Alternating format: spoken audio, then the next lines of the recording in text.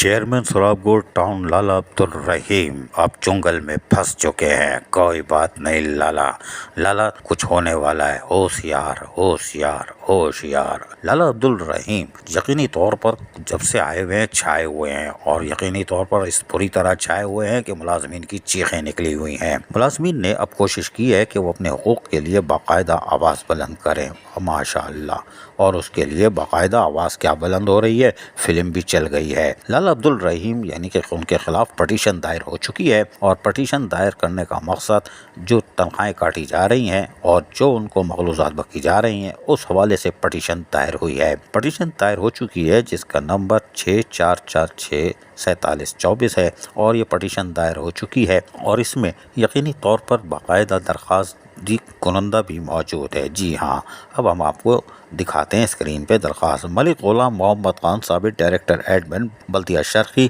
BPS 11 create کے town municipal corporation سراب کوٹ، ان کی چڑیا بیٹھی ہوئی ہے، اور انہوں نے باقاعدہ ایک درخواست لکھی تھی، اور یہ درخواست انہوں نے دی تھی ریجنل ڈائریکٹر کو اور لوکل گورنمنٹ کو بھی، لیکن 1 فروری 2024 کو دی گئی درخواست ردی کی ٹوکری میں چلی گئی، اس لیے کہ یہ لوکل گورنمنٹ کی تھی، کون دیکھتا۔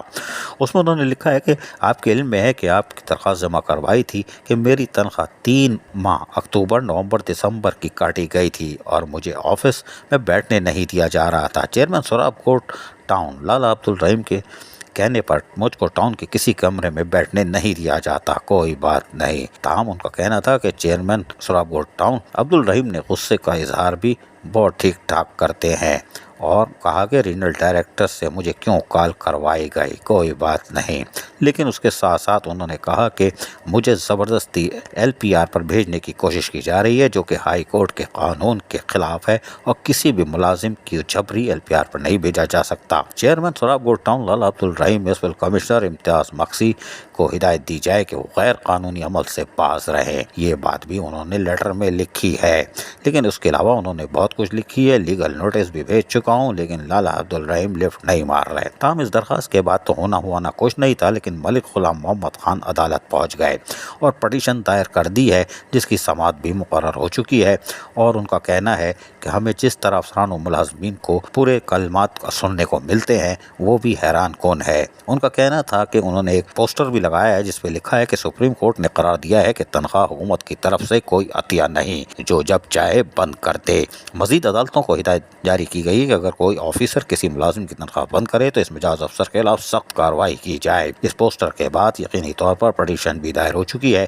آنے والے دنوں میں سماعت کیا رنگ دکھاتی ہے اب یہ دیکھنا ہے، اس لیے کہ پنڈورا باکس کھلا تو پوری بلدیہ شرقی کے 4-5 ٹاؤن وہاں تک دائرہ کار وسیع ہوگا۔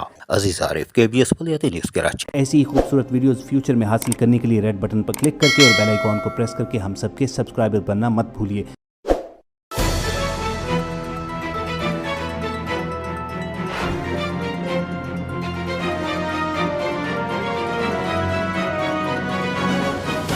KBS بلدیاتی نیوز۔